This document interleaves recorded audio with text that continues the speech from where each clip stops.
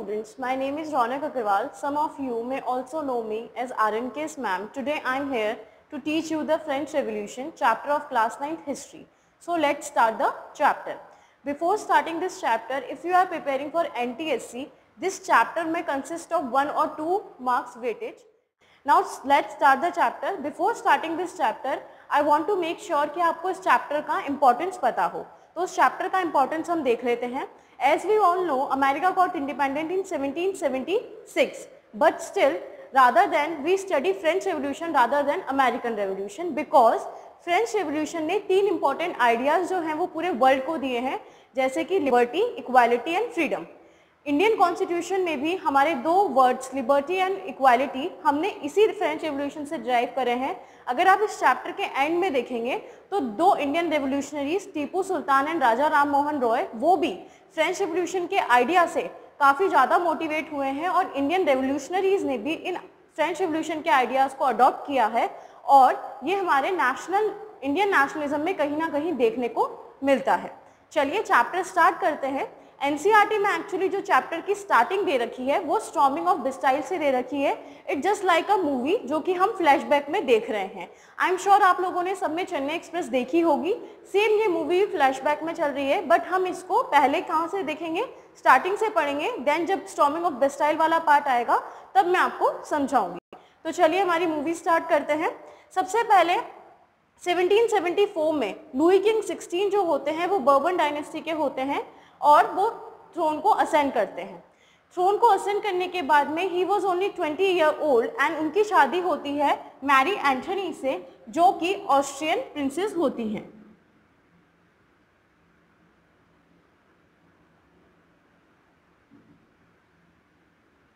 अब जो king and queen होते हैं ये दोनों ही इंडियन हिस्ट्री में बहुत सारे ऐसे एग्जाम्पल हैं. अगर हम फ्रेंच रेवोल्यूशन को बहुत डीप में जाके पढ़ेंगे तो वहाँ पे भी बहुत सारे ऐसे एग्जाम्पल्स दिए हुए हैं जिसमें हमें देखने को मिलता है कि किंग एंड क्वीन जो होते हैं ये दोनों डिसीजंस जो लेते हैं वो बहुत अच्छे डिसीजंस नहीं ले पाते हैं, बिल्कुल बेवकूफ़ी वाले डिसीजंस लेते हैं और इसी वजह से कहीं ना कहीं एंड में इन दोनों को बहुत ज़्यादा कुछ देखना पड़ता है एंड शायद इसी वजह से मोनार्की जो है फ्रांस की वो भी ख़त्म हो जाती है. आगे देखते हैं फ्रांस का सोशल कंडीशन. फ्रांस का सोसाइटी हम समझते हैं. पहले उसका सोशल कंडीशन समझने से पहले 3 पार्ट में डिवाइडेड है फ्रांस का. First estate, second estate and third estate. First estate को हम क्लर्जी बोलते हैं, it belongs to church people only. Second estate को हम नोबैलिटी बोलते हैं, it belongs to king and noble people. And third estate is called common people. Common people is further divided into 3 parts. First part में आपका आएगा big businessman, industrialists, lawyers, professional doctors, teachers, university teachers etcetera. Second part में आपके आते हैं small artisans and peasants and small farmers.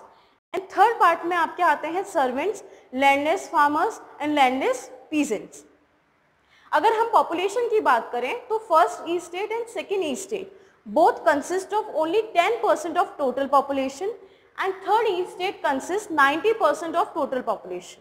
अगर हम land holding का बात करें तो क्लर्जी, नोबैलिटी एंड कॉमन पीपल का जो फर्स्ट डाइवर्सिफिकेशन था, बिग बिजनेसमैन, ये तीनों और इंडस्ट्रियलिस्ट, ये तीनों लोग मिलाकर 60% लैंड का होल्डिंग करते हैं. ठीक है. और वहीं पर ही अगर हम कॉमन पीपल की बात करें तो रिमेनिंग जो 40% है वो कॉमन पीपल के पास में है.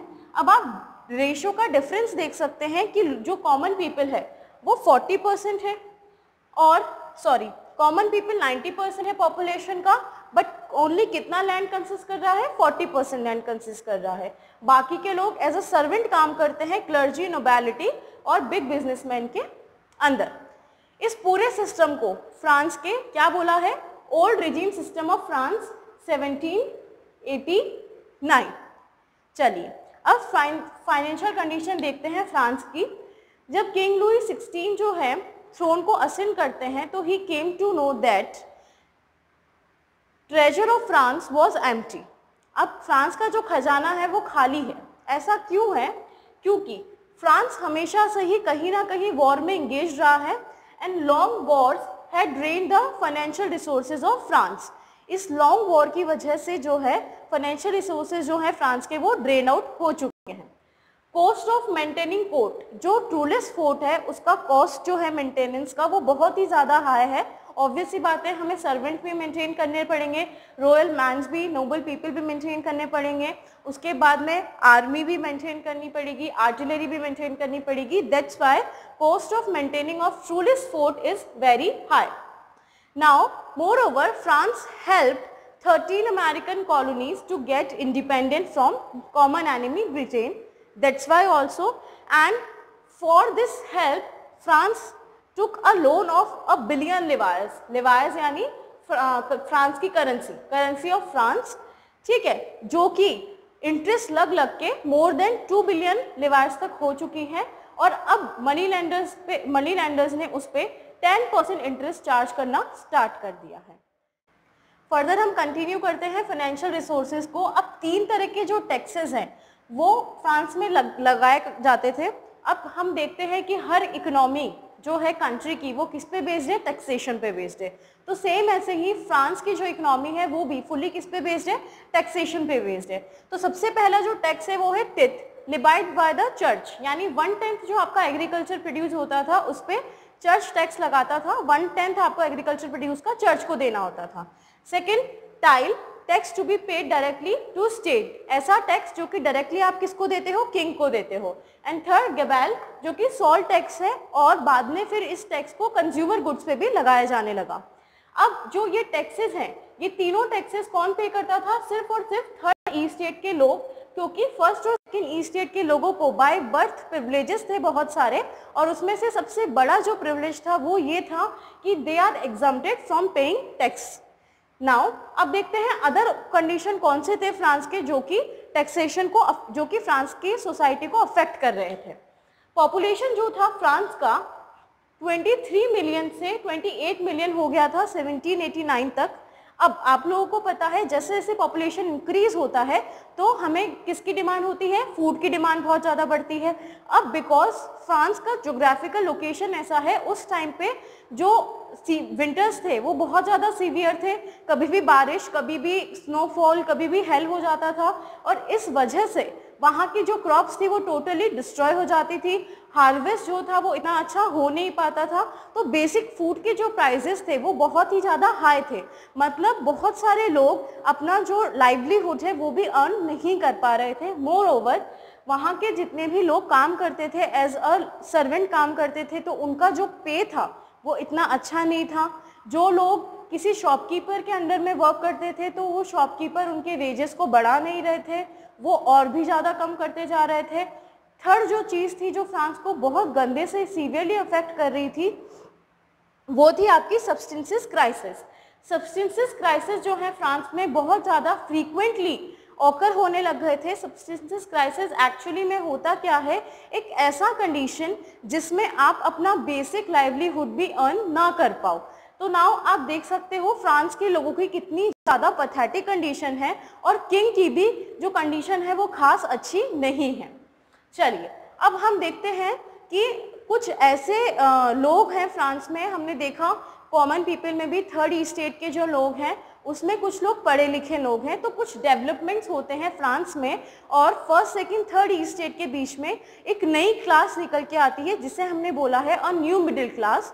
ये उन लोगों की क्लास है जो जिन लोगों ने ओवरसीज जाकर क्या किया है, इंडस्ट्रियलिस्ट का काम किया है, ओवरसीज ट्रेड किए हैं और उन्होंने वहाँ से अपनी वेल्थ को एक्वायर किया है।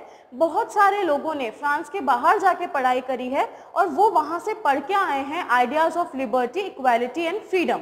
उन लोगों को यहाँ आने के बाद पता चल रहा है कि उनके साथ कितना ज़्यादा एक्सप्लॉयटेशन हो रहा है।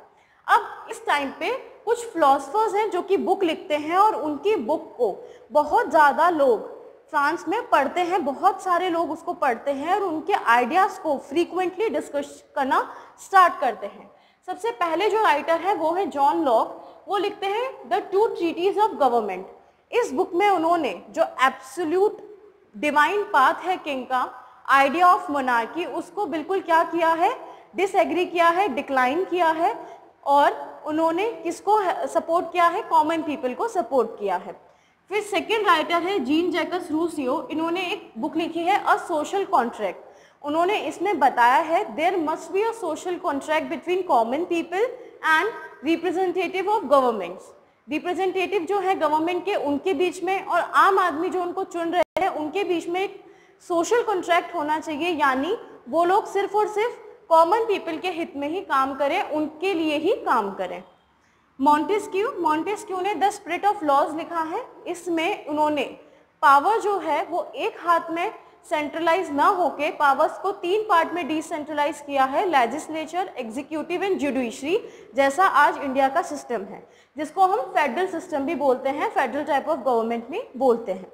अब ये जो सिस्टम था स्पिरिट ऑफ लॉ वाला सिस्टम, वो यूएसए ने, क्योंकि उस टाइम पे अमेरिका इंडिपेंडेंट वही हुआ था, तो यूएसए ने इस सिस्टम को क्या किया है, अडॉप्ट किया है। एंड बहुत सारे लोग इस बुक को पढ़कर, मोर ओवर यूएसए में जो डेवलपमेंट्स हो रहे हैं उनको देखकर क्या होते हैं, मोटिवेट होते हैं।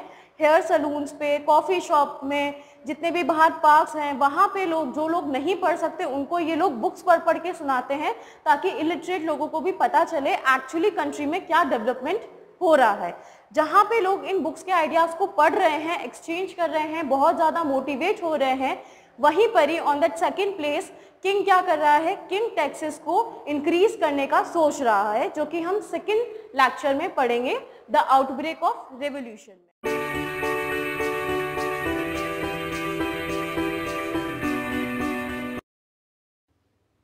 Hey guys, I hope you like my video. Please like, share and subscribe my channel. In the end of this video, I have added practice paper for which link is given in the description.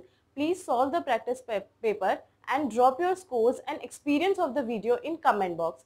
Thank you so much guys, and please stay tuned for upcoming videos.